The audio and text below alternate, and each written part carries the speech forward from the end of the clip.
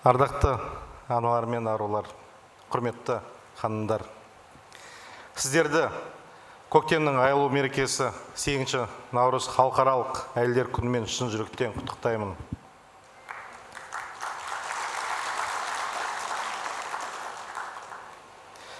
Өмірде ананың мейіріммен асқан мейірім жоқ.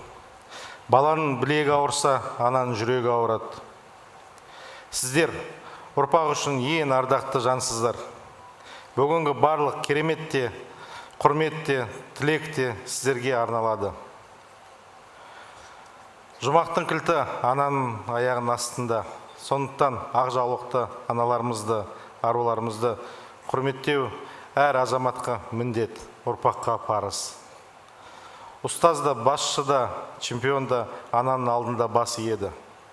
Мен де сіздердің алдарыңызда шын жүректен басымды иіп құрмет білдіргім келеді.